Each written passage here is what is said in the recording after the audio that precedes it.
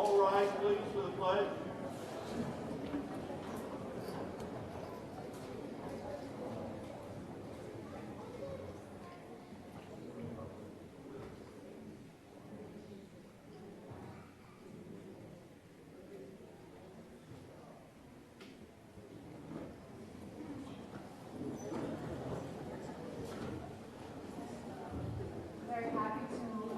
First of all, welcome everybody back. Happy New Year. We do have a short performance this evening by fourth graders from Daly Elementary School, so enjoy the program.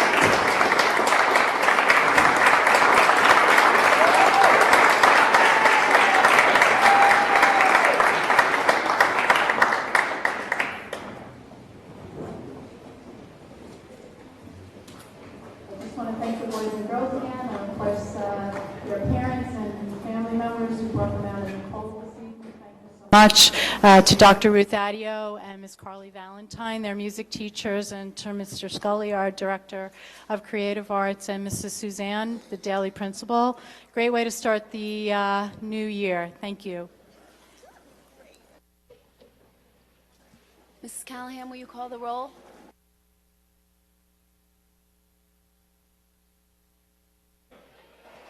Mrs. Callahan? Certainly. Mrs. Sloan, Mrs. Johnson, Mr. Bear, Mr. Greenstein, Mr. Hohauser, Mr. McDermott, Mrs. Nadolny. Thank you. Good evening. I'm afraid you'll all have to bear with me this evening. I have a little laryngitis. I will try and do the best I can with the microphone. I'll make a motion for the adoption of the agenda, January 13th, 2015. Do I have a second? Mrs. Johnson, all in favor? 7-0, thank you.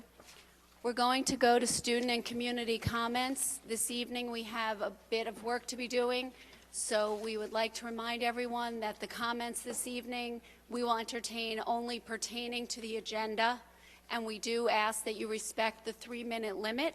So anyone that would like to speak, if you could please identify yourself for the record. Thank you.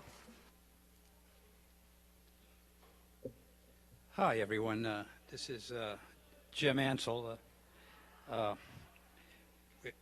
assume that tonight we're going to vote on the bond, so I guess this is what I'm going to be speaking to. Okay. Last spring, the 5-year projection for maintenance and repairs, 5 years, was $13 million. In the fall, many pictures were presented, which were all repairs. And the inference was that the infrastructure was on the verge of collapse, and suddenly $30 million of repairs were needed. You further engaged an architect without competition to make estimates on which amounts he determined he would receive his fee of millions of dollars. You also presented enrollment projections contradicted by the census with which to enlarge and add to our facilities. When the infrastructure collapse hysteria began to die down, no problem. The actual $100 million cost was then converted into a vision, likely by the illegal use of your public relations firm. To add insult to injury, you are forcing a vote in the middle of the winter with which to limit the elderly and sunbirds from voting. Further, in order to know how to expand and add to the facilities, you had meetings with your various departments and all of the HSAs and one PTA so that no school building would be left without part of the expenditure. And of course, no one wanted to be left out. And the bond of $70 million was now needed. But that was not a problem as long as you could mislead the community into believing that the cost of this bond would be an annual $101 for 7 years, when the actual cost with interest over 20 years will exceed $100 million. Sort of like pretending that an elephant is a mouse or trying to squeeze an elephant into a shoebox. 30 seconds.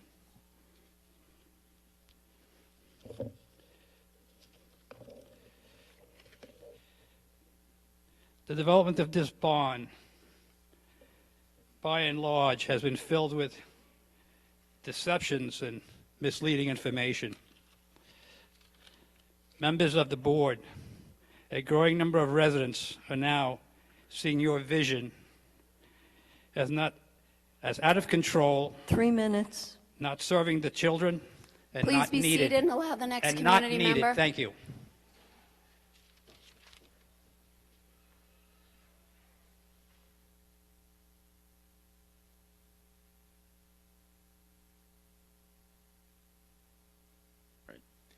Good evening, honorable members of the Board of Education and Administration. I'm Josh Curtis, a senior at Schreiber High School, and I'm aware that the vote on whether or not to advance the bond is before you tonight. I'll not say whether the bond in its entirety is good or not, but I will start by praising the entire administration and board for the effort they have put into researching the components included. I, for one, am a great fan of the proposal to expand the Schreiber cafeteria as well as renovating some of the elementary schools. Because I'm a debater and a participant of Mali UN, I've had a lot of access to a lot of high schools on Long Island. Because of this experience, I can say with great confidence that our school's quality is badly lacking. Other schools look better, have newer equipment, and are in better shape. They have smart boards in nearly every room, clean hallways, ceilings that don't leak, and auditorium seats that aren't falling apart. Meanwhile, it would appear that the high school can't get the heating system to work properly. Just the other day, the library was closed because it was too cold, and I'm glad that the district has recognized the need to catch up.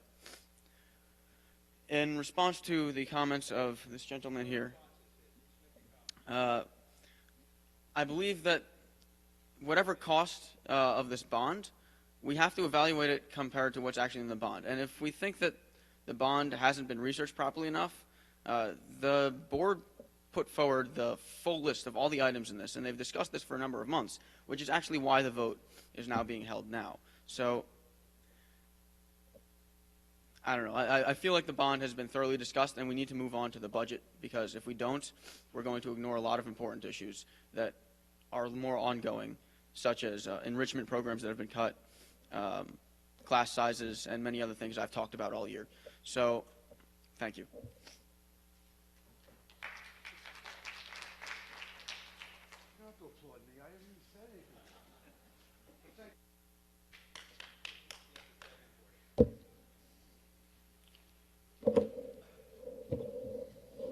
Happy New Year, everyone.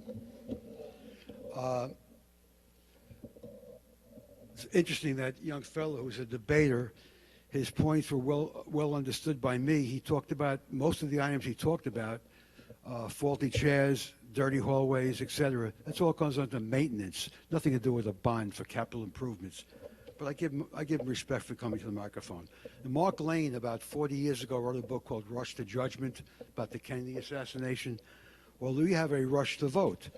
And Newsday, to paraphrase, said that holding bond votes at such times in the dead of winter is blatantly, I'll repeat, blatantly disrespectful to the taxpayers. Districts that plan to ask twice for money should do so all at once, so taxpayers know exactly how much they're being asked to pay. I will also tell you that I am so disappointed, and I brought it up at several board meetings, that while 3 years ago when we had the roof bond issue, the board, let me correct myself, a board member was wise enough to allow 2 civilians to step up to the plate to help in advising and helping and advising the board as to what was being recommended by BBS. And through the good efforts of these 2 civilians, the taxpayers of Port Washington saved $2.3 million. When they had a meeting with the school board, some school board members and BBS, who are the architects of record as we speak, and they pointed out what they said in their professional judgment were not necessary recommendations. The head of BBS, I don't trust them as far as I can throw him or them, said, and I quote, "I've never been questioned in my 30 years in business."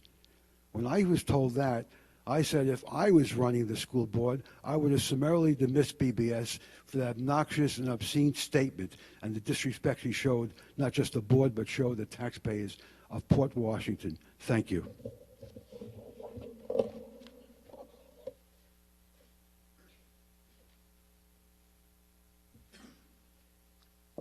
Hi, I'm Bert Tobin. Been in Port Washington now for 50 years. All my kids have gone here. I've seen every school district, and I'm very proud of our education. I, for one, am in favor of a bond. I think it's very important that we do maintain pace with infrastructure, technology, and future online delivery systems. I only have one question that has to do with process. Had I not been involved in the previous roofing bond and mason bond and been inside the whole middle of it, I would not have known to what extent the estimates were way off. Now, I appreciate the fact at the beginning of a project, there's no way of knowing what something will cost.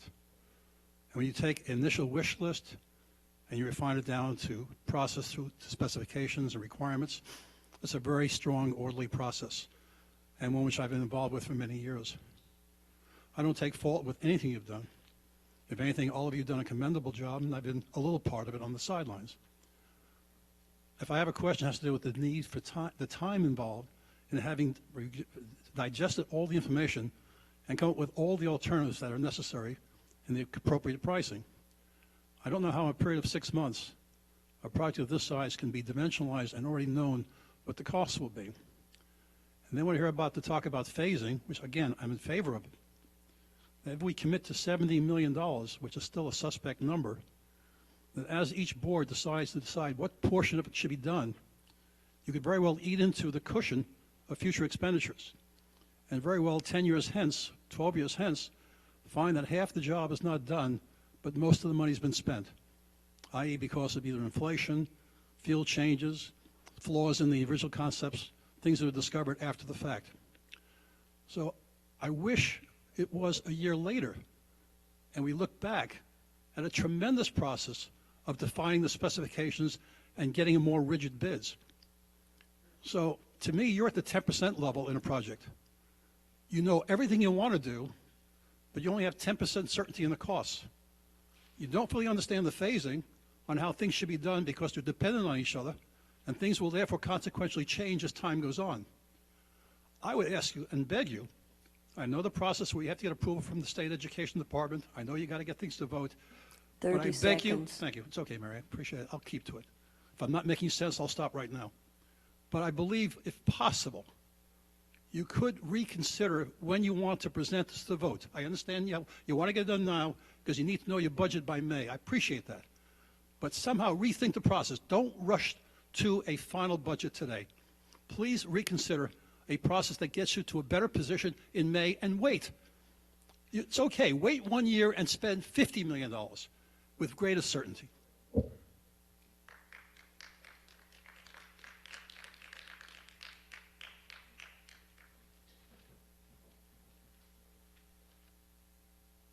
Frank Russo, President of the Port Washington Educational Assembly. I also want to suggest that you change the vote date to May 19th, as the Newsday editorial said on Sunday, using those words before, that it's blatantly disrespectful to taxpayers to have two vote dates. The only valid reason really for a March 10th vote date is to reduce the turnout, get a lower turnout. I don't think that's admirable or good. Next point, since I was on the committee visiting all the schools, my judgment too, I'm not as expert as some of the other fellows are and some of you folks are, but my judgment, most of the $70 million is for work that should be included in the annual budgets. For maintenance work that should be included in annual budgets, not in bonds. It's really just a way to circumvent the tax cap. That's my honest judgment. Third, I heard the number quoted as $100 per resident per year as the cost. Absolutely not true. The cost is closer to $400. It's over $300 per year per resident for the $70 million alone. If you take 80% of the $70 million for the residents class 1, that's $56 million, divided by the 9,000 homeowners, and you get over $6,000 per resident. Divided by 20 years, it's over $300 per year per resident, not counting interest. Add in the interest, and you're at $400 per year. Take out the state aid, and maybe you come down to $350 per year, but not $100. What's being done is, again, I don't know that you mean to be deceptive, but you're taking the $40 million or so in bonds that mature in 2022 and 23 and replacing with these bonds. But the impact of voting for this bond is $300 to $400 per year per resident. That's what the cost is, because we're losing the reduction we'd get in 8 years. We'd get a reduction of over $200 per year from the millions of dollars in bonds that would be maturing. Enrollment is not going up, as our demographer said here. George Maragos has said enrollment's going down 10% over the next 10 years for all Nassau residents under the age of 19. That's 1% a year roughly by 2024. So there's a big difference there. And finally, the pension issue. You've got $2 million to $2.5 million more now per year in pension costs that are going down by that amount. My own judgment, and I've done this for professionally, my own judgment, it's going to be closer to $5 million per year when we see the reductions coming. I've looked at the past 40-year history of pension factors. Average was 8%. We were at 17.5%. We're going to see $5 million on average less, and that's not 30 even taking into seconds. account Tier 6. The new Tier 6 for teachers is going to have them being paid more. We're definitely going to be having $2 to $5 million a year more for 20 years. That's $40 to $100 million in pension cost reductions. High probability about that, and you can use that money for this infrastructure work, which I would then support. Thank you.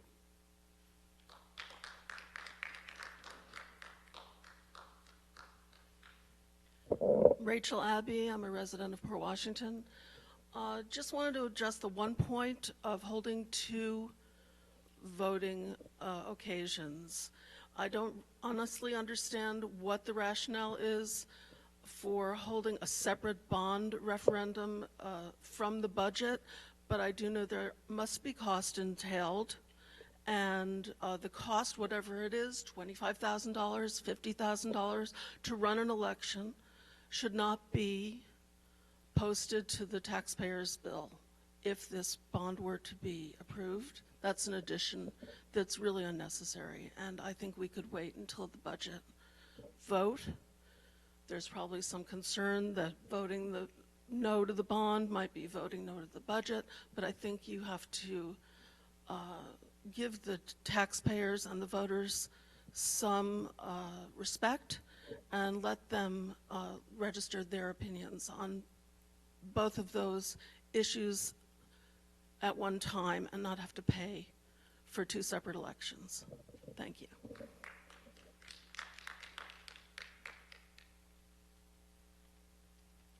Good evening, folks. Dave Sattinger. I, too, want to talk about the process a little bit. I'm very, very concerned about it. I think when we go ahead and rush to get a bond in front of the voters in the middle of the winter, as Newsday said, it is disrespectful.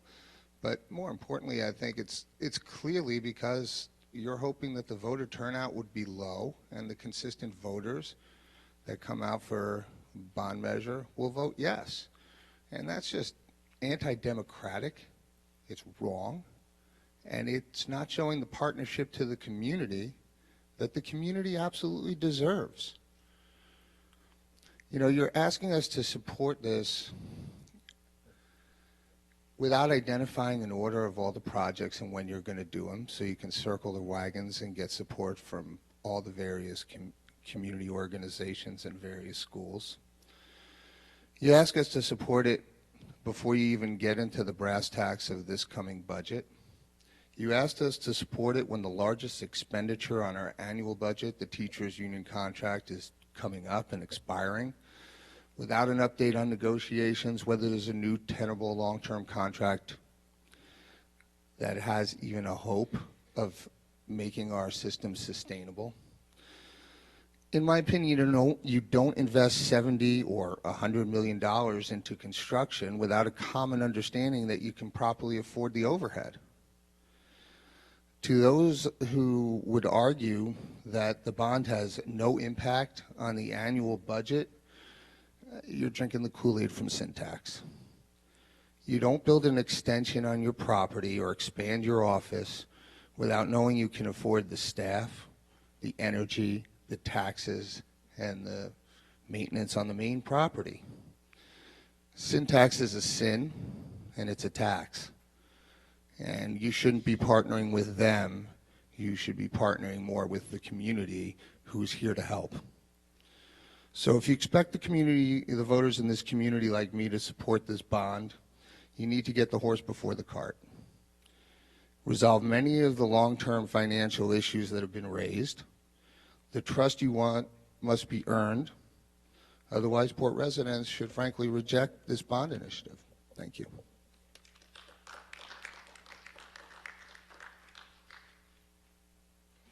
There are no other community comments at this time. What, one more? Hello, Dean Nardone. I want to thank the board for moving forward with this and having the vision to move ahead. And I also want to thank And, you know, we talk about trust and having confidence in the board and having confidence in the administration. This time around, we actually have a lot of experience at this. And I think the board is extremely fortunate, and the town is extremely fortunate to have as a point person, I hope, Mary Callahan through this entire process. She's got tons of experience at this. She's walked it through step by step through much larger bonds than this, and did, I think, a fantastic job both times around that she's been responsible for it. And I think the board and the town should be extremely appreciative for her efforts and her successes. And then hopefully this bond will pass, and Mary will be around in the district long enough to see it through to fruition. Thank you, Mary, for your efforts.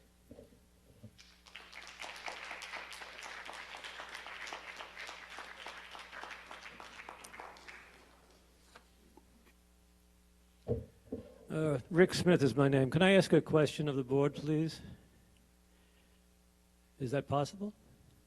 Not possible to ask the board? Okay, so then I can just make an assumption. I'm making the assumption then that the architects and engineers who are assigned the task of choosing the jobs that you want to do and estimating their cost, I assume that they're compensated somehow. And from my experience, they're compensated as a percentage of the cost of the jobs or of their estimated cost. I believe that's correct, so since you haven't said no, I'll just continue. The problem with this bond is twofold, at least twofold, besides the fact that it's held at the wrong time to vote, which everybody seems to agree with, including Newsday. But besides that, the problem with this bond is twofold. Number one is the cost, and number two, of the items for which these amounts of money are to be spent. I'm in the construction business, and I went on the tours through the buildings. I walked around, and most everything that I saw was a maintenance issue. If there's a leak in the wall, it's because the roof has not been repaired. If there's a gutter that's hanging loose, it's because the maintenance men, and you have 50 people probably on the maintenance staff of this district, and I think they should be repairing things instead of having to replace things, and you wouldn't have leaks in the walls. I saw clothes piled up on the floor in a bathroom because there's no place to put them. Well, Home Depot has that solution. It's called shelving. You buy it, and you put it up, and you put the things on the shelves and take them off the floor. I didn't see one thing that cost $1 million to spend money on, let alone $70 million. $70 million buys an entire new school building someplace. An entire new building it cost. You're not getting a new building here. In addition to the fact that the numbers that making $70 million add up are totally fictitious. They're fictitious because the way they're put together by a company whose best interest is to have the highest number possible, since they work, their salary, their income, their pay is based on a percentage of that job. So it's to their interest to make these jobs as expensive as possible in reality or an assumption. And I see a gentleman that seems to be finding that's something funny about this. It's nothing funny at all. I've been to a lot of school districts and a lot of construction projects, and I can tell you factually that school districts are getting away from the idea of paying people as a percentage of the jobs. In fact, Glen Cove has now stopped doing that. It's a corrupt concept. Paying people a percentage of the job is a corrupt concept, and I hate to think that all of you are participating in that corruption.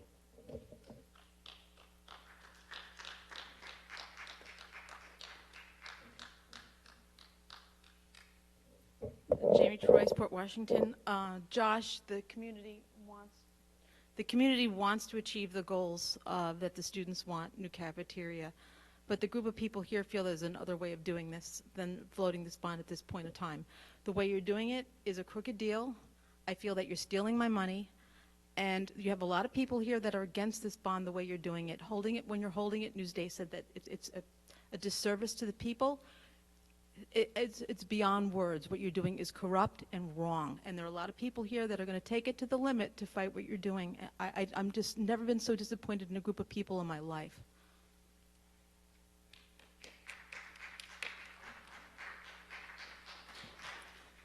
We're going to close community comments now and move on with our agenda. I'm going to waive my opening statement and do a statement later, and we will now go to the report of the superintendent. Thank you, Mrs. Sloan. I do have a few other things. aside from the bond, once again, welcome back to everyone. Happy New Year. Again, I hope everyone did enjoy the longer 2-week break. We've been very fortunate to have had that the way our calendar fell for 2 years in a row. I really hope you enjoyed it, because we can't do that moving forward for a few years. So I just want to make the parents in particular aware that we are working through the calendar for the 15-16 school year. Some of you do know that some districts have approved their calendars already. Labor Day falls on September 7th, thus making a little bit later start to the school week. So some districts are going back. The students are going back the week before Labor Day. We haven't made our final determinations yet on the calendar. As I said, usually we adopt our calendar sometime in February. For those parents who have concerns regarding sports schedules, usually the sports schedules, regardless of when School for Students starts, it usually does start before the school begins, practices and things like that. But if anyone has specific questions for this year's upcoming calendar, I would just refer you to our athletic director, Stephanie Joannin, and she would be very happy to let you know where those things stand in case people are making plans. I do have a couple of very positive things, because really great things happen in Port Washington all the time. One of the big events for our district is becoming a tradition is our Night of 1,000 Strings, and this year I'm very happy to say that our new Director of Creative Arts has secured the Tillis Center for the venue for this year, and this is open to everyone. There's no admissions fee. It's on March 3rd. Please, if you're available, come and see our orchestra students perform from grades 4 through 12th grade. It is just, it's an amazing event and something I truly encourage everyone to come to. At Schreiber, our students received many honors. Just this past week, though, at Schreiber, 2 big, important events. I hope you've seen it. It's on our website. It was in the paper. One of our seniors, Caitlin Ferris, was awarded as an Intel semifinalist. Yes, well deserved. What's interesting is that her study was a social science research project titled The Trajectory of the New York State Achievement Gap, Possible Factors and the Results of No Child Left Behind. Caitlin will be here at our next board meeting to receive a Certificate of Excellence. And also just happened, I believe it was last Thursday, for the 2015 Regional Automotive Competition. Our students in Mr. Miller's automotive technology class placed first in that competition, and they were up against some very, very tough competition from some of the real technical high schools and the BOCE students. So congratulations to Adam Hussein, Alex Sakosha, David Walmark, Tyler Hamilton, and Brendan Morales, and those gentlemen will be here for certificates of excellence as well. So we're really very excited about that. Once again, one of the great things about Port Washington is it is such a very giving, supportive community to all of its members. One important member of our Port Washington school family and the community experienced a tragedy, Mr. Bruce McDonald. But I'm going to actually ask Stephanie Joannin, our athletic director, just to make a few comments about the outpouring of support for Mr. McDonald. So. Thank you, Dr. Mooney, for giving me a few minutes. I'm going to read from my paper because this is scripted. I come here tonight to be one voice among many in thanking the incredible community of caring and selfless people in Port Washington. It was just last Tuesday night when a fire destroyed the home. There was a house fire on Fairview Avenue and destroyed the home of Bruce McDonald. Coach Mack was a longtime teacher in this district and is still coaching after 50 years. Being taken out of a bedroom window by a firefighter who's a port teacher, being met at St. Francis by a nurse who is a former track and field athlete, and seeing parents, players, and coaches at his bedside well after midnight took the sting out of such a devastation. For a man who competed in 3 Olympics, was an official in 3 others, and coached thousands of student athletes, he will have to rely on those memories because all that remained materially in his life was a bag of clothes at the foot of his bed. Not to be negative, this story is one of triumph over tragedy. The community has been nothing short of astonishing, and I want to recognize some of what has been done and what is being done. Without naming names, there's a fund set up for Bruce to take donations called the GoFundMe, set up by former student athletes. It began 2 days after the fire with a goal of reaching $10,000. Within 36 hours, more than that was raised, and the goal moved on to $30,000. By Saturday, the number was eclipsed again, and now the goal is $50,000. Today, the donations totaled more than $58,000. The Teachers Credit Union stepped up and opened an account for him, and there are more donations going that way into the credit union. Soon to be the best-dressed 87-year-old man in Port Washington, Bruce was besieged by clothing donations that he desperately needed. Last Friday, Bruce came back up to the school, down to the gym, and was met with rock star status. He was touched beyond words of the outpouring of love and support. He was told of former athletes dating back 40 years ago and people from all over the country reaching out, and he was kind of perplexed as to how they found out. Not quite understanding the concept of the internet, he nodded humbly. In a time when social media gets a bad rap for being hurtful and harmful to others, social media was what brought the past and present to Bruce, and he's very much appreciative. So whether you donated $5 or 5 figures, made a card out of scrap paper, or offered a car for him to drive, offered legal services pro bono, or a house to live in from your inventory as a real estate company, restaurant owners, cleaning services, dentists, doctors, police, firefighters, teachers, parents, and kids. Bruce is overwhelmed with gratitude. So tonight I stand before you as the proud athletic director of this district and thank everyone in the community for recognizing, understanding, and appreciating this man for all he gave and continues to give to Port Washington. The fire does not define him. It is the incredible love and support that does, and it comes from all of you. This week was a good week for all of you people in Port Washington. Happy New Year.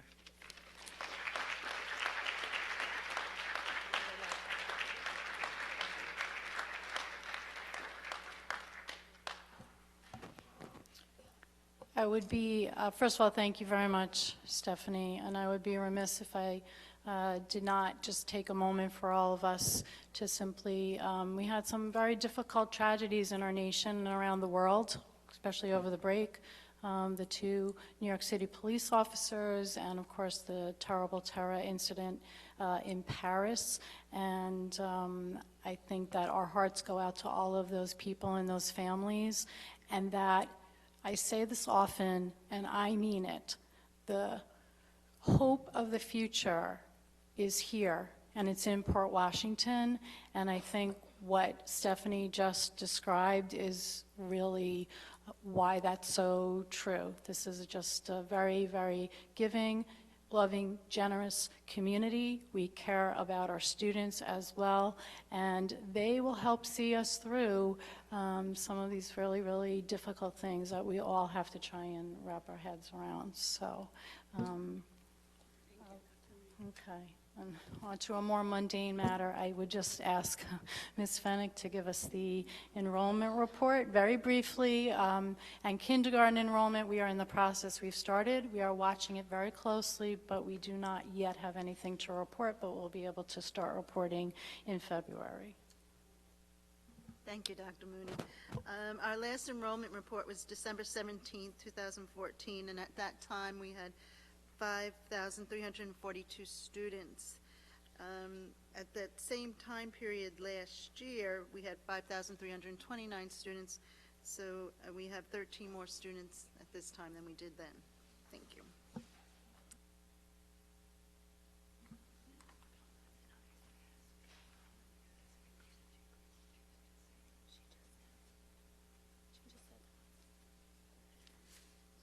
I'll now make a motion for the adoption of the agenda approval of minutes for December 9, 2014. Ms. Johnson, all in favor? 7-0, thank you. And we'll now move on to the discussion item. Dr. Mooney, the bond.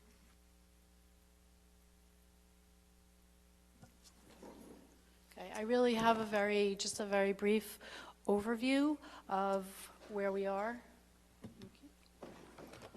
with the bond.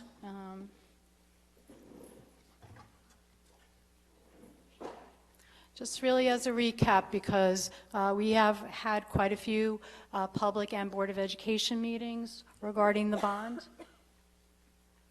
So since May 19th through December, we've had 19 public meetings to discuss the bond.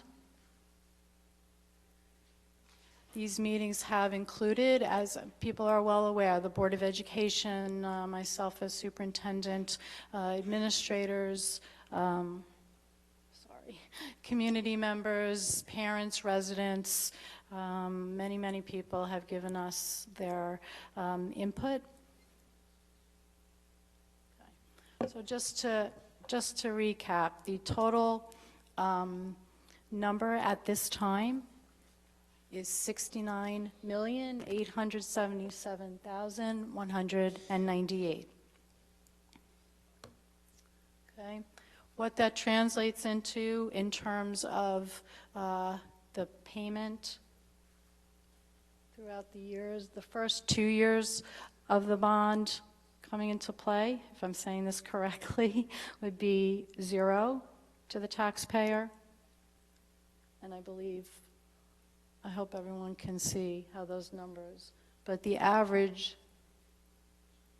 up until 2022-23, the average is $106. And we had said all along that there would be a couple of years where the payment would be a little bit higher because I think the one, maybe Mary, you want to just be clear, the one debt service falls off.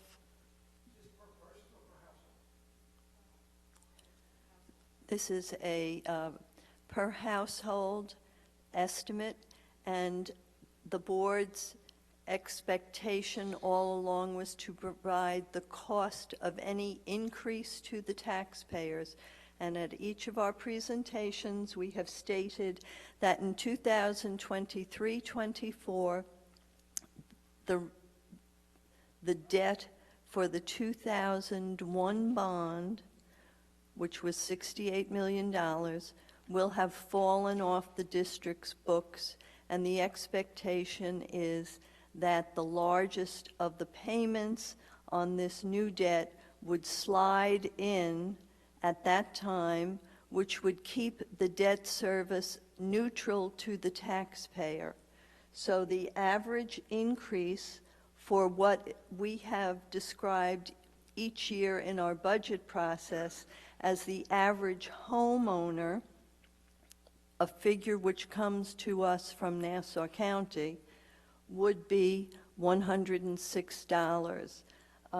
That, of course, is based on current assessments, the current number of homeowners, the current level of the base proportions, how that is structured relative to Class 1 families versus Class 4 commercial property, and so on, because that's the only information that we do have at this time.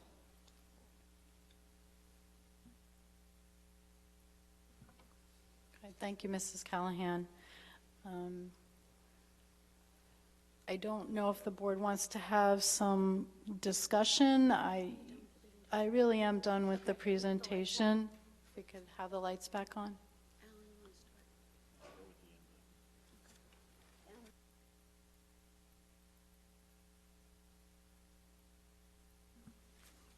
We are a green community. We do not do handouts anymore, but everything will be posted on the website tomorrow morning.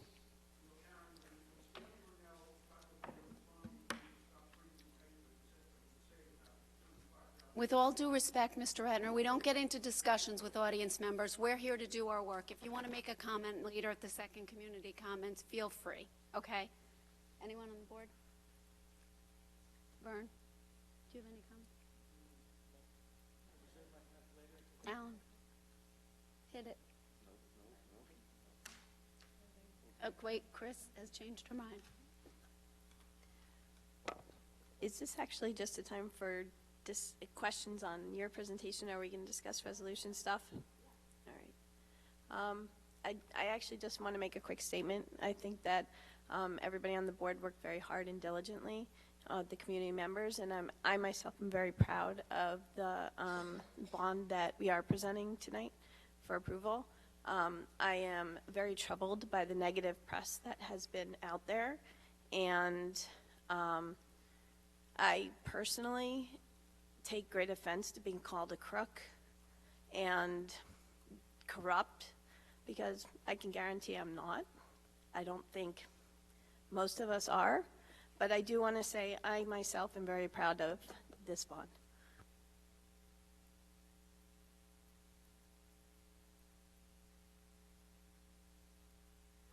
I've got it. I wasn't going to do this, but I'll second Chris's notion. The microphone is right here, thank you. And I'll speak louder. The emails that were sent include calling us thieves, stealing the community's money. Some of these comments were echoed today. First of all, that's not the way to properly get cooperation or get information or get responses. It's not productive.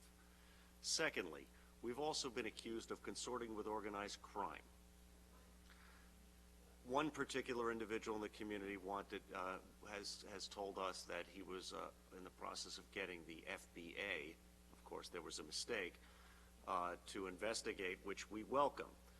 It is remarkable the spite of the emails that we receive. And frankly, considering the time and effort that this board and the administration have put into it, it is also incredibly disrespectful for people to say that we haven't invited participation by the community, welcomed suggestions, because that nothing could be further from the truth. We have held dozens of meetings, invited people to attend, and for now people to claim surprise. I'll just say one last thing. If people do not understand the need for the work that is done, I invite people, as I have done, to tour neighboring school districts and compare. And if people do that, they will see just how necessary this work is.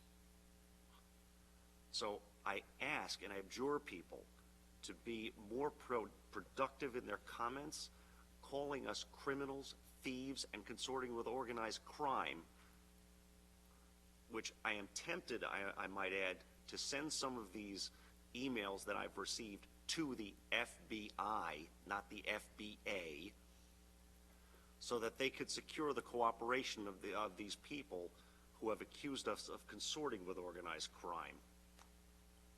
It is unseemly. That's all I have.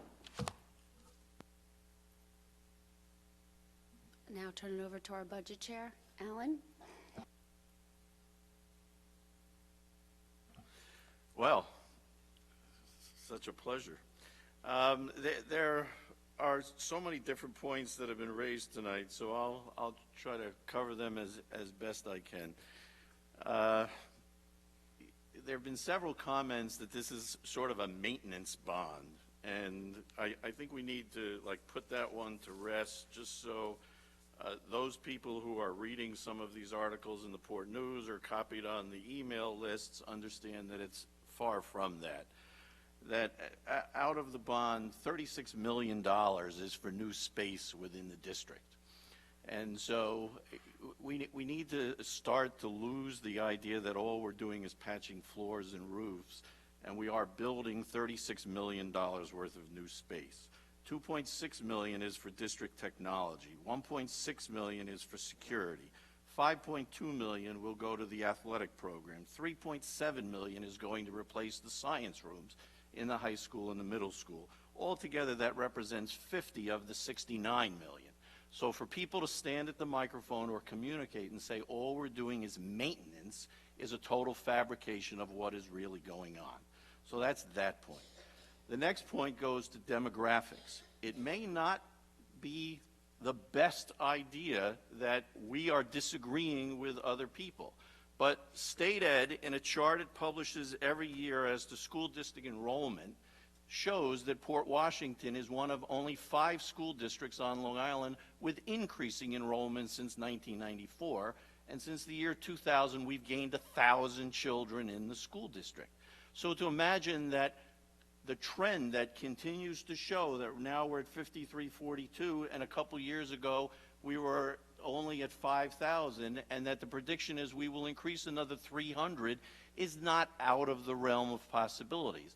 That our elementary schools are literally out of space. If we needed to add 3 or 4 more sections, we couldn't do it. We don't have the physical classroom space. And so you may not like the demographer's report, but it's supported by the trend that has occurred over the last 15 years in Port Washington. So that's one of the others. As to the tax increase or lack thereof, or however it was, we sat here in December and discussed several ways to use the potential, and I use the word potential, windfall of the reduction in pension money. And at that point, the individual spoke very eloquently about the need for the community in the year 2023 to continue to pay the same level of tax that they're paying today. And so the chart that was put up that Dr. Moody went through shows what the increase is for those number of years, and then it disappears. The level of taxes paid today to support the $5 million line item that is in the budget will remain there, and one bond is replacing the other. It will not increase taxes by $8,000. It may not decrease taxes by $8,000, but it certainly is not increasing, and that was the statement that was put out in the Port News and as a direct quote. And that leads people to believe that their taxes are going to go up by $8,000 as a result of the bond, and that is not a true statement. If you want to stand at the microphone and say that they won't go down by $8,000 or some other amount, that could be a debatable point, because sooner or later you have to pay for this no matter what. It is not magically going to appear. It also doesn't work to just make the assumption that the pension reduction will carry on infinitum and that every year the district will have $3 or $4 million at its disposal. Everybody thought that up until 2008, when it went from 8% to 17%. And when you look at the last 50 years of that pension chart, and I have a copy of it, it does not reflect a steady state environment. We will be faced, or future boards will be faced, by increases and decreases. And there is no way to predict in a solid fashion that we can fund constantly a bond out of that kind of money. It is totally just, it would be irrational behavior on people sitting at this table, and there's no sense to that. So that's another point. I've just got endless here, so I apologize for doing this. Hang on. Let me go back to some other notes here. There were comments, again, even that the space that we're building isn't really educational space, and it was brought up again tonight. We have over 1,000 children in the district in the music program. We have over 1,000 children involved in athletics. We have another 1,000 kids who are involved in non-school athletic programs that use our facilities. We're up to or approaching 5,400 children in the buildings. Science spaces are coming out of this at Schreiber and Weber and at all 5 elementary schools. Technology, security. It's all about the children. I remember one of the quotes in the Port News was that this is not, there's nothing in here for kids. The entire bond is for kids. I don't know what you think we're building it for. We're not building a spa and resort where people are going to come and stay in our classrooms in cots. This is about 5,400 kids in their education. Let me see what else I can cover. I'm so frustrated by some of this stuff. As to the process that Mr. Tobin raised, one of the things to be aware of is that nothing can go forward in any real sensible way until we have drawings that we can submit to state ed. We can't pay for that or have anybody really do an in-depth drawing until the bond passes. So there is a bit of catch-22 in the law that we can't proceed until we have drawings, and you want solid estimates against drawings. So it's a little bit of a difficult thing. The other thing at the moment, and just to talk about the timing of the vote, it was an interesting Newsday editorial, just happened to be there Sunday. I saw it as well and knew it would come up tonight. And when they talk about the dead of winter, and I'll say it a little tongue-in-cheek, March 10th is not really the dead of winter, it's 11 days before spring. They were talking about 2 votes that were going to be held over the next 10 days, or even today, which is in early January, and if you want to consider that the dead of winter, yes. But I really don't consider March 10th, and we had heard several members of the community talk about February, and so it was pushed back to March. I mean, if we did it 11 days later and it was the first day of spring, would we still hear that it was in the dead of winter? I don't know. But back to Bert and the process. Right now, state ed is a year behind, and that is growing due to the number of bonds being passed across New York State. Even with a vote in March, it will take somewhere between 4 and 6 months, if not longer, for the architects to draw plans, which takes us out till the fall. At that point, we're a year later, if the time frame holds, so we may even miss the summer of 2016 to do some of the construction. There will be a lot of time at that point for a lot of process and review. As to the architect's fees, they only get paid not on what they think it will cost, but what it actually does cost, and that's subject to competitive bidding from multiple sources.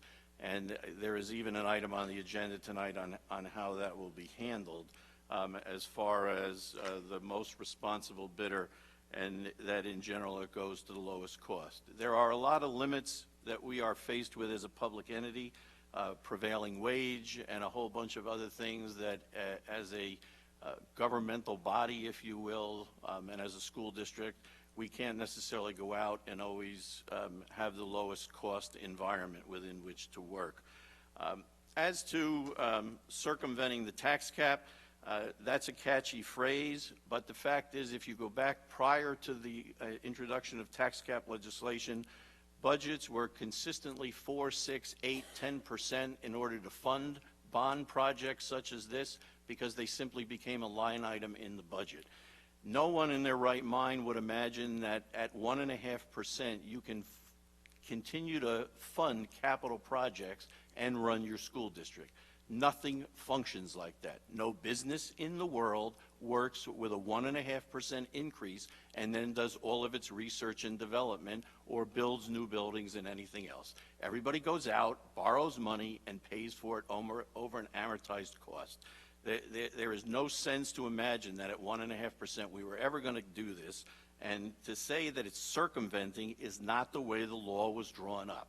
The law was constructed, and we are obliging and obligated and acting within it exactly as it's drawn up. We run the school budget on one amount, and then we fund the bond, which is calculated outside.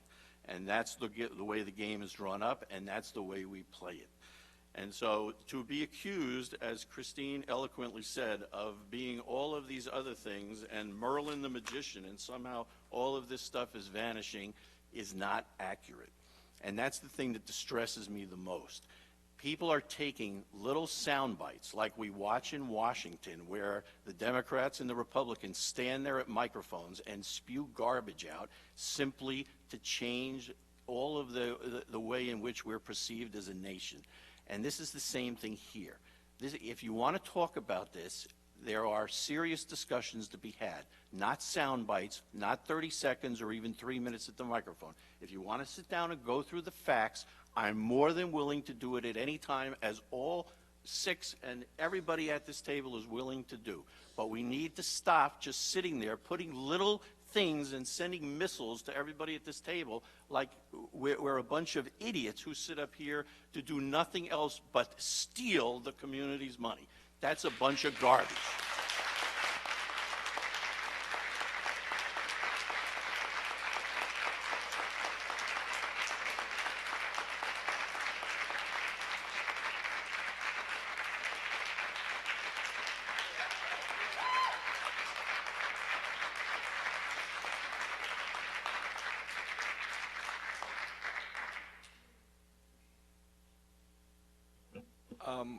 one brief point, it's hard to follow, Alan, is if people really want to help us reduce the cost of the project going forward, they can join with school boards in trying to get Wick's law changed, which is a law that makes school construction more expensive than the construction you would do on your home.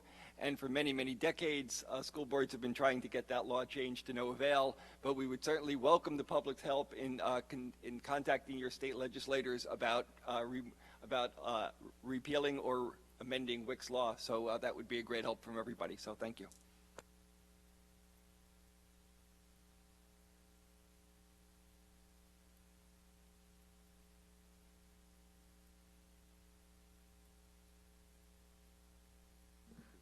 I just want to thank Alan for saying it way better than I could have said it, and I really appreciate everything that Alan's done for this bond and that the Budget Committee has done, and we've all worked really hard, but the Budget Committee has really gone above and beyond, and there have been countless, meetings and discussions and involvement of everybody up here and many of you out there. And I just want to thank everybody for this process, and I am proud of the process, and I completely agree, I won't repeat, but I totally agree with what Chris's and Bill's eloquent statement about what it's like to be up here as a volunteer, working as hard as we do and seeing our colleagues work as hard as they do, and hearing these falsehoods and epithets and misrepresentations, accusations, etc.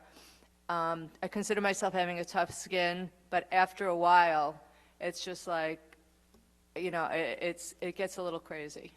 So I'm not calling anybody crazy, I don't, for the record, but I just feel it's very mean-spirited and completely counterproductive. Thank you. I'm going to save my comments for after we call this to question, which, Ms. Callahan, I'm going to do now and call out of order on the agenda before we do the other items of business. So I am going to call to question item A4. We will need a verbal response. So Mrs. Callahan, if you could please fill in the particulars.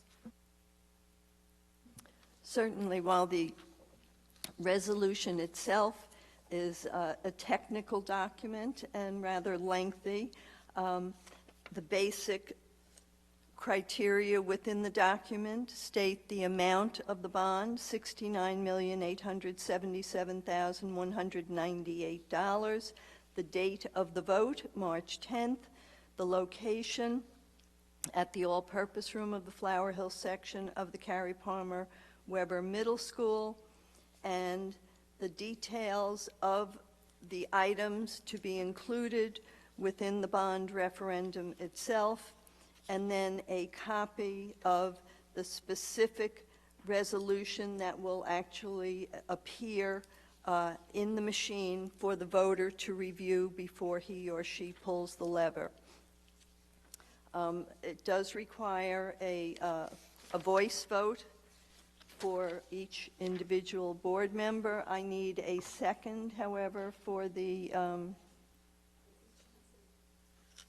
okay. Mrs. Johnson, yea or nay? Mr. Baer? Yes. Mrs. Sloan? Yay. Mr. Greenstein? Yes. Mr. Hohauser? Yay. Mr. McDermott? Yay. Mrs. Nadolny? Thank you.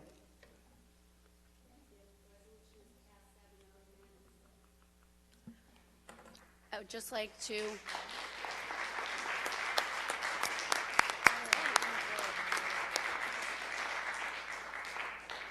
coming to the point of this evening's vote by the board on this bond resolution has taken a great deal of time and effort by many people.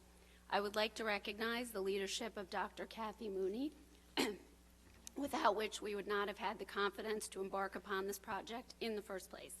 Thank you to our Budget and Facilities Committee for all of their hard work, led by the unending efforts of the creative and innovative chair, Alan Baer, and to Mary Callahan and her team for their work in bringing this all together. Jim Restano, not only for the countless extra time and effort that was needed over these past many months to compile all of the necessary information, surveys, reports, expenses, estimates, and so forth, but for the way he oversees our facilities on a daily basis. Our administrators and entire district staff for their work and invaluable input on the plans for this facilities bond. And of course, to all of the many community members that have participated in this process, both on the committee and not. We do not take lightly all of the time and effort you two have devoted to ensuring that this project would move forward and move forward in the proper manner. All of you provided invaluable input.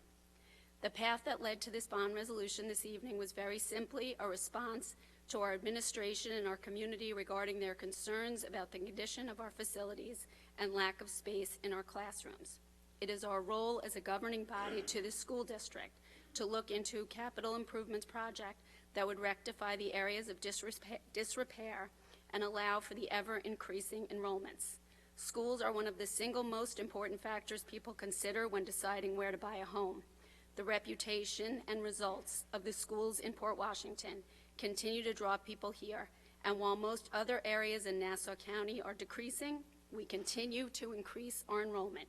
It is not only the prediction, it is already the reality. Capital improvements of this size and scope cannot be funded within a yearly budget. These projects have historically been encompassed within a separate bond.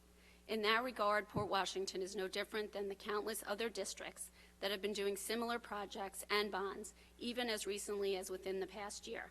The difference, however, is noted that through the time and effort of our work on this bond, our funding and borrowing is being structured in such a way as to have the lowest possible impact on our taxpayers. Many communities have passed bonds for less money and less work that will cost their taxpayers more money than ours to the residents of Port Washington. We as a Board of Education believe that it is our responsibility to plan for the education of our children. We must ensure that it will take place in a safe, healthy, sound environment with the space and technology and very infrastructure that will offer them every opportunity to succeed. With that goal in mind, we believe that every item in this proposal meets the criteria of an educational need. We, as a Board of Education, as well as taxpayers, believe that this proposal will serve the needs of our children and our community for at least the next 20 years. We hope to see you all at the polls on March 10th. Thank you.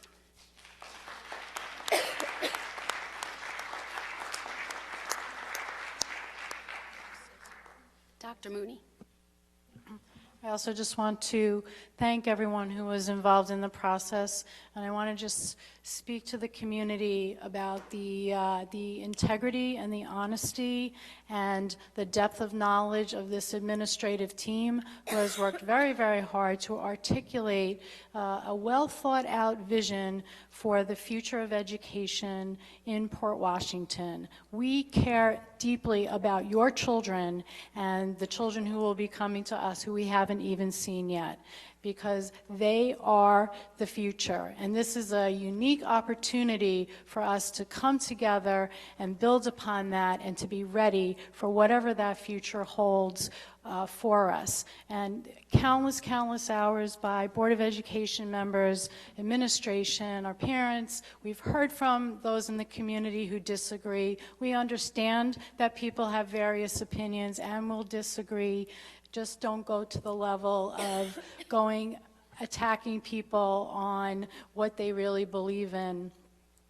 As I said, this is an administration who has worked very closely with the Board of Education. I'd like to go back just a little bit to Mr. Nardone's comment about trust. You would not find a more trustworthy business official. And in this administration, the past couple of years, the board wanted administration to get certain things done, get the technology infrastructure going, and we have. I can't even tell you how far we've come in the last 2 years to get the curriculum upgraded, and we have made significant strides in being able to do that. We have made some improvements in facilities with the funds that we have. We just need to be able to get more done.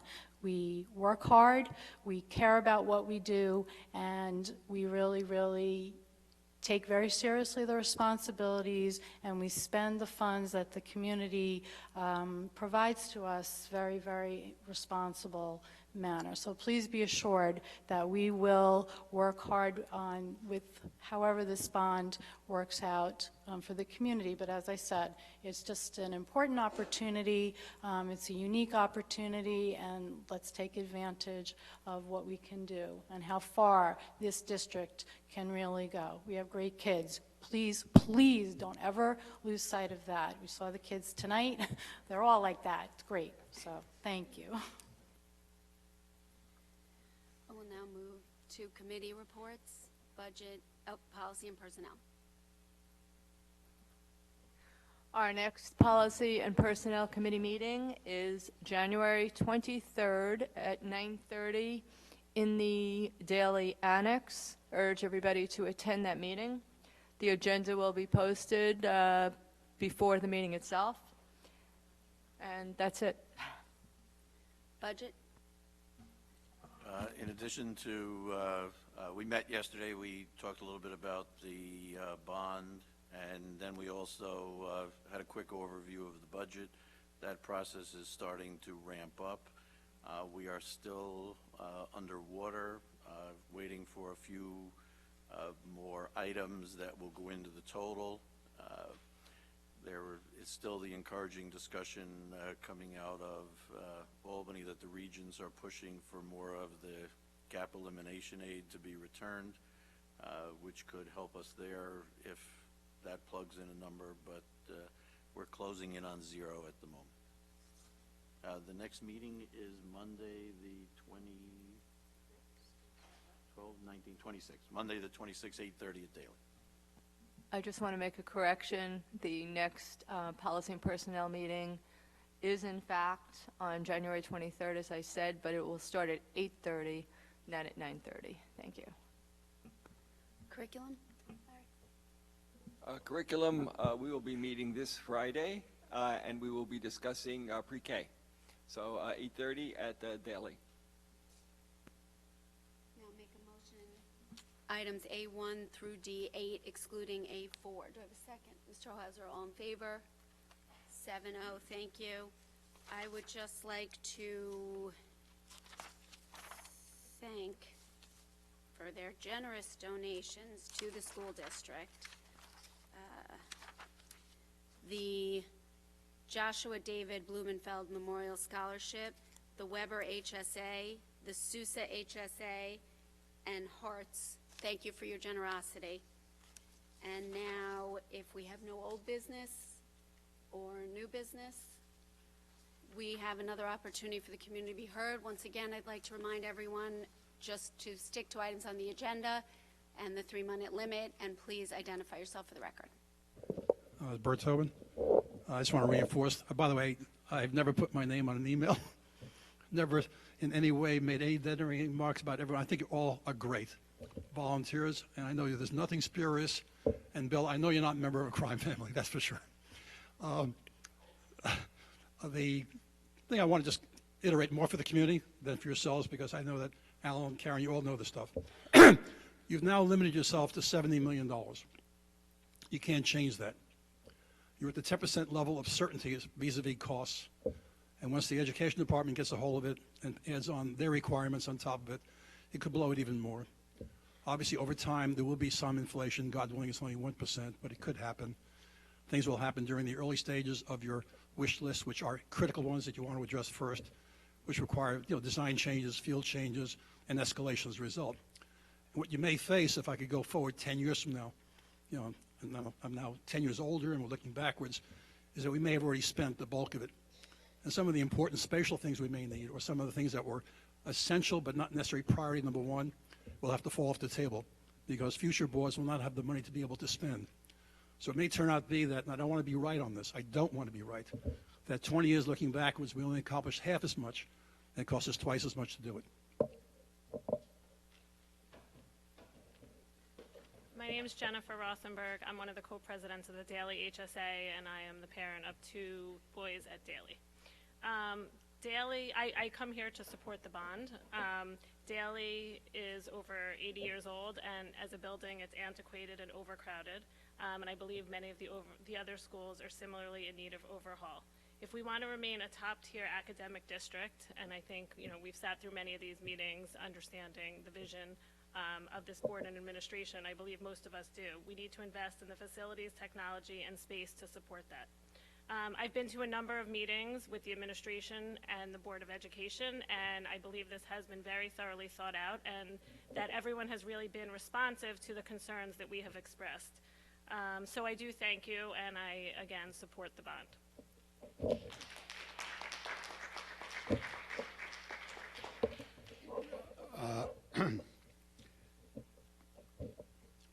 First of all, I'd like to say, Alan, I was very impressed at your presentation, and I compliment you, which is difficult for me to do, but I compliment you. And Karen, I thought you were very articulate, and your remarks were also well thought out, and I appreciate them. I also, as Bert Tobin mentioned in his earlier comments, I also am not against the bond, although the totality I still think is too high, but I was not in supportive of many of the things in the bond.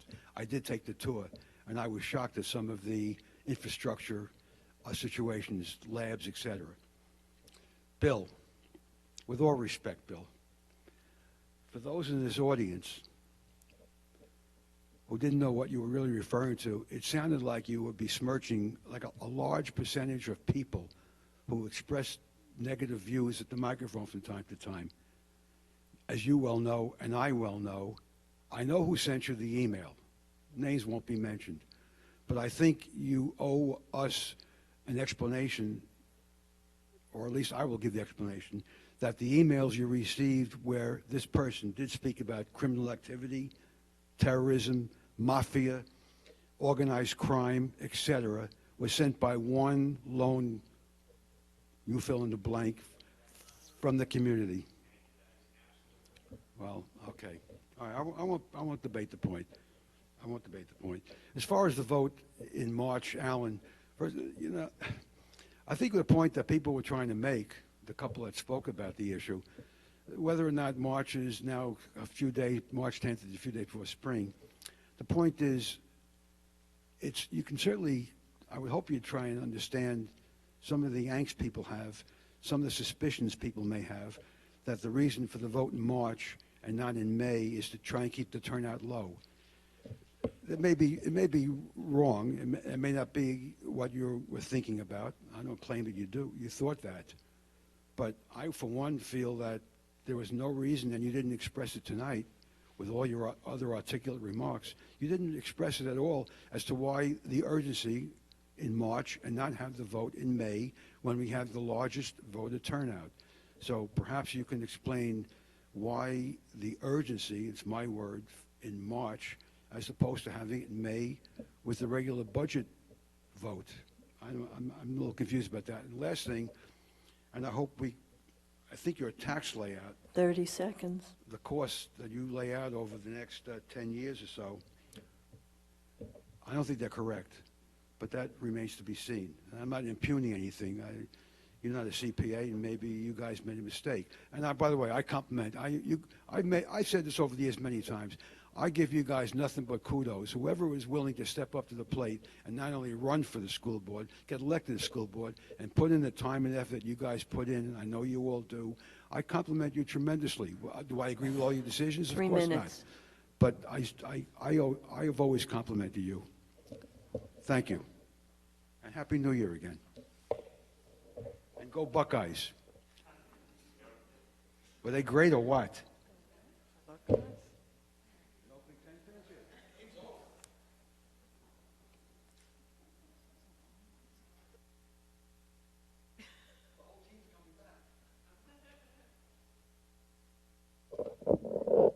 Good evening. My name is Adrienne Sauer.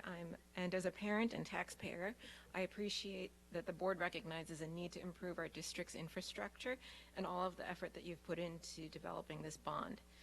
Perhaps some of the improvements addressed in the bond could have been covered through maintenance, but unfortunately these have been cut over the years in order to minimize annual budget increases. As Mr. Bayer pointed out, the maintenance and capital improvements necessary at this point cannot be done with a 1.5 budget increase.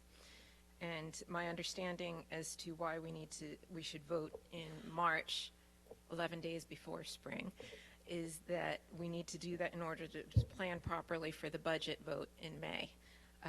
Although this is not a perfect process, it is necessary, and we need to move forward in order to have working toilets, proper heating, dry classrooms, let alone modern science and technology facilities for our students to learn and flourish. Thank you.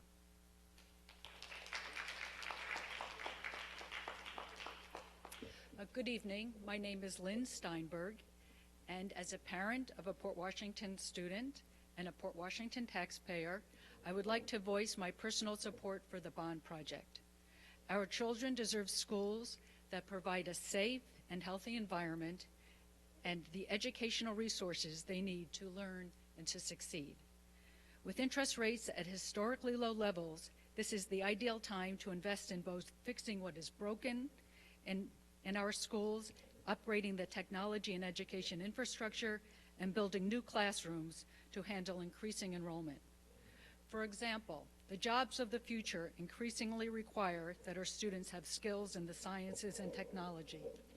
This bond issue will finance the development of science classrooms for our elementary schools and the improvement of existing labs in Weber and Schreiber. I wholeheartedly support these investments. Thank you so much.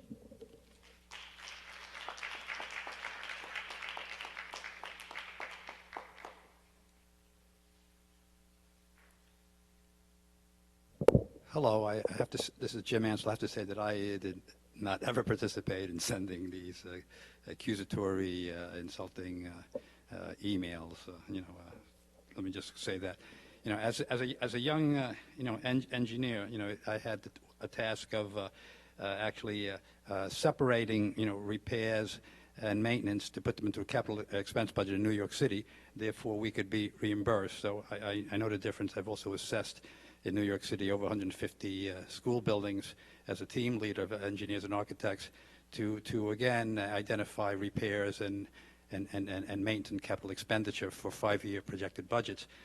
So again, I know repairs and I know capital expense, and I don't oppose improving the school, but the presentations that were made to me misrepresentations, and I cannot support this bond and the way it was done and the wholesale manner, that it was done. It has been stated by trustees that approval of this bond, at capital meetings, that it won't rule out the issuance of other bonds during the bond 20-year term period. So, this is going to escalate. The problem of obtaining estimates for any planned work should have easily been solved by the district by issuing an RFI and not violating its own procurement policy and taking an RFI that was done by an architect 10 years ago from a different project. You could simply have requested an RFI to obtain all the an estimate from various architects and thereby enabled competition. Without that competition, we're going to pay tens of millions of dollars more. I'm sorry. Perhaps I know a little bit too much here. The Board of Education has stated that the necessity of this bond is due to a failing infrastructure and increasing enrollment, while simultaneously stating that a bond is needed because future revenues are insufficient to meet obligations. Now, I'm sorry, that's a real contradiction, and this has been said by on a couple of occasions, a couple of meetings. I can tell you the individuals later. I'm sorry to say that stating the cost of a bond 30 seconds. over thank you, over $100 million will cost an annual $101 for a 7-year period is just, I'm sorry, it's misleading. I can't say that any other way. And that rushing a winter vote, it is kind of disrespectful. Well, I don't want to say disrespectful. I don't want to get away from terms like that. But it certainly will disenfranchise elderly 3 minutes and snowbirds. Thank you.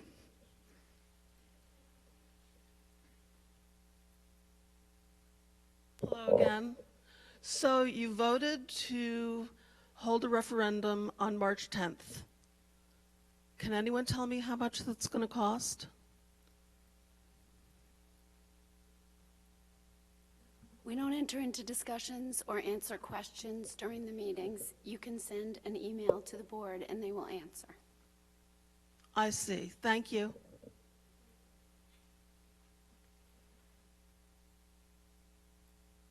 Hi, my name is Beth Weisbert. I'm the president of the Weber HSA, and I was also a member of the Community Bond Committee. And I just have to applaud you for the openness in which this whole process has taken place. I have had the opportunity to speak to every member of the board. The superintendent of the schools has taken time to speak to me, Dr. Mooney.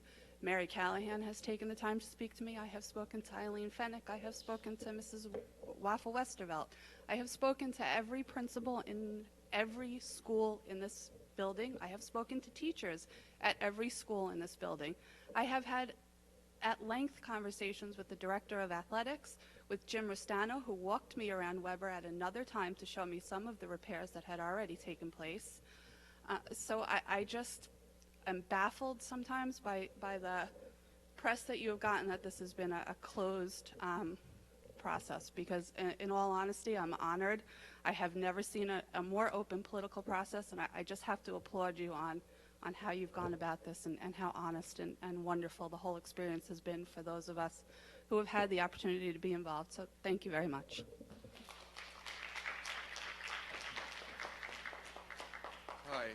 Hi, Perry Rangepis at Port Wash. I'm just here to find out what was going on. I really don't know too much about it. This is the first time I've been in front of the board.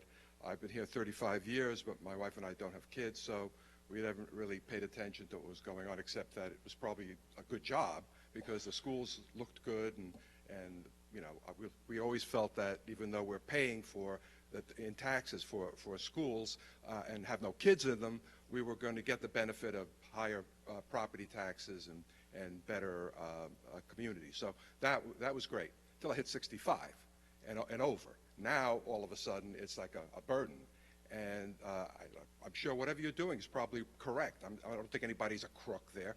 I just believe that there is a dichotomy with the older people who have to pay these taxes and who you know, are going to be hurt the most. Now, I don't know who is scaring you with these things, but they're probably very nervous about what's happening with their taxes and how. And I'm here only because I heard that this was happening like in the middle of the night in January, and January to me is still winter, and you know, it's a problem. Now, everybody who's there is going to hit 65. Maybe some of you have. And you're going to be looking at other people in front of you that aren't there yet, and they're going to say, you know, they're blandly going to listen to you. Not blandly, I'm sorry. But they're going to be listening to you and, you know, impatiently listening to you, and then vote what they know they're going to do because they have to do it. So I'm just saying that it would have been better if you let some of these old people get in May or whatever, and there wouldn't have been this question about whether you're trying to shun them out. I don't think there's enough old people to override you anyway, so it doesn't really matter. You should just, and not going to be around as long. But the point is, you know, it's a situation where all of us, sooner or later, are going to get to a point where how much do we have to pay for school taxes? And you know, if you're mindful of the budget and you take care of it properly, like I assumed you always did when I was paying for it gladly, and hopefully, you know, you keep doing that, we'll be okay. I just wanted to say that I don't believe anybody there up there is doing anything underhanded or anything like that. I'm sure you're working very hard to make the schools good, but there is a problem, and you know what the problem is. Some people just can't afford it. Thank you. Yeah, I also saw some of those emails and was offended by them. I have great respect for all the members of this board, Karen and the board, for inviting me to be on the bond committee and working with Alan and so forth, for Mary Callahan and Superintendent Mooney. But I do disapprove strongly with the date you picked and not having it on May 19th with the budget vote, because the objective is clear. You don't have to do it then for the timing of the bond issuance. You've got plenty of time since you're not going to do the work for several years. It's to get a low turnout. And with that, while it's a clever political maneuver, I disagree with you doing it, and I don't think it's good for the image of the board, as much as I respect you all. Second, the cost. The cost of this bond is not $100 in increased taxes per year per resident. It's closer to, it's between 300 and 400. 70 million alone, 80% of which goes to residents class 1, is 56 million, and we got 9,000 homes. So that's over $6,000 per residence. The reason you're coming out with $100 is because you're overlooking the cancellation of this 40 million in bonds that mature in 2023. We'd see our taxes or our budget go down 5 million a year. So it's not being fair to the community. I'm being honest with you now. You're not being open and fair and transparent. It's being deceptive to say the cost of this, of voting for this bond is $100 per residence per year. It's 300 to 400. It's 300 without any interest. It's 400 with the interest, less the state aid. So maybe $350 per year. That is the fair cost of passing this bond per residence. For you to say anything else is deceptive. And we're having a forum at the library February 26th. We invited you to be there. We're going to make this clear. But this is a point of integrity, of fiscal integrity. The cost is $300 to $400 per average residence, class 1, voting for this bond, because we're offsetting the bonds that are going to mature come 2023. The pension cost factor, Alan, this is a clear-cut thing. I've looked at it. I've looked at it for 40 years, not 50 years. The median factor is 8% applied to the teachers' salaries. With Tier 6 now, Tier 6 is going to help us going forward. It's only the teachers hired from April 2013. But instead of them paying 3% for 10 years and then 3% for 30 years, now they're paying 6% for 30 years. So the contribution is going to be 6% from the teachers. The average cost is going to be 8-9%. So they're going to be paying a fair share of these pension costs. We're going to see, I honestly believe this, and I did this professionally, my honest judgment, I'm willing to debate with you in the library on this, because I respect you very much, between $40 and $100 million we're going to see in savings over the next 20 years. And that money, I'd like to see that go towards the infrastructure rather than increased employee compensation. But I respect all of you very much for all the time you're putting in and your integrity. Never question your integrity. Thank you.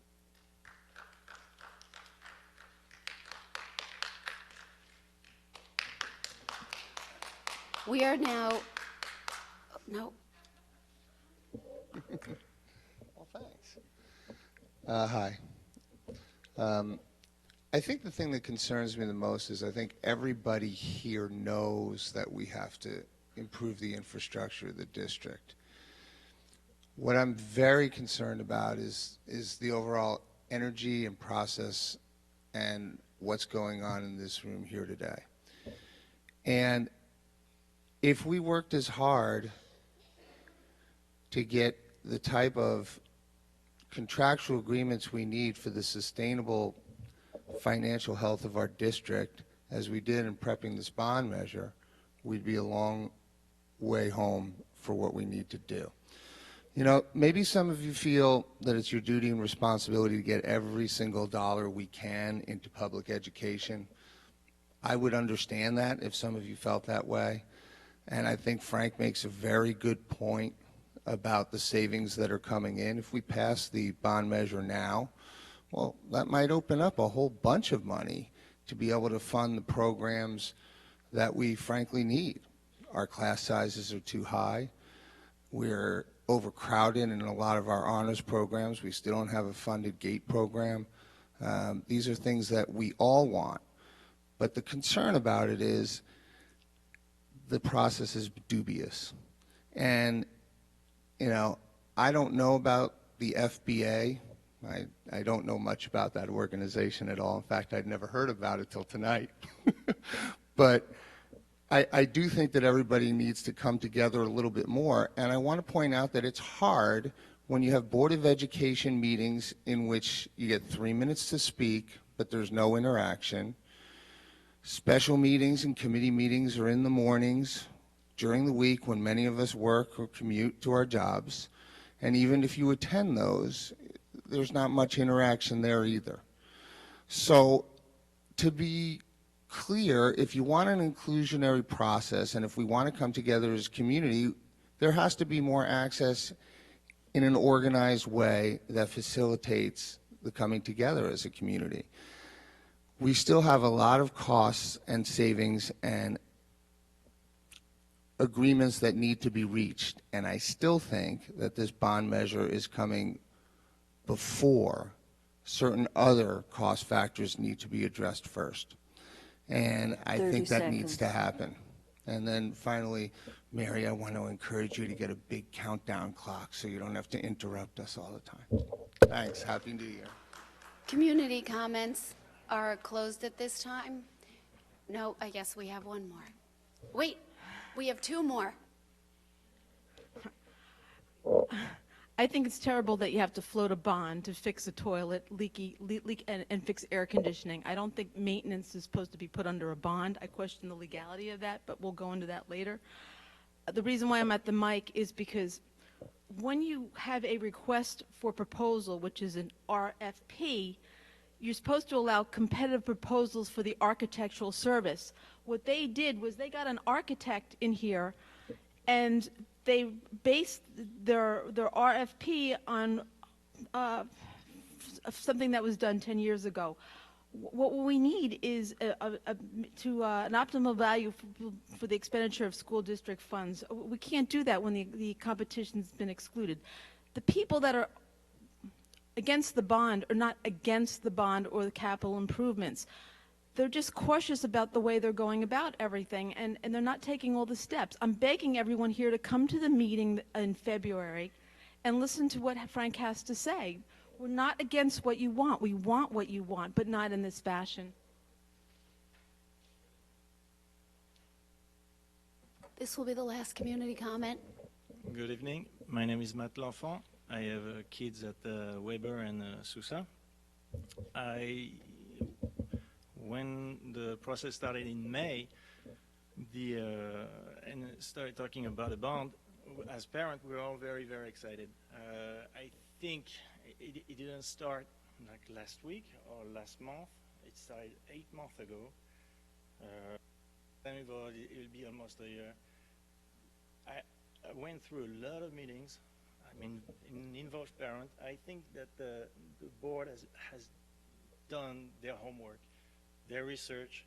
Everything has been really closely watched by all the parent association and organization, and I have to applaud their presentation, and I'm very glad that the bond passed tonight. And congratulations to especially Mr. Bear. I loved your presentation tonight. Thank you.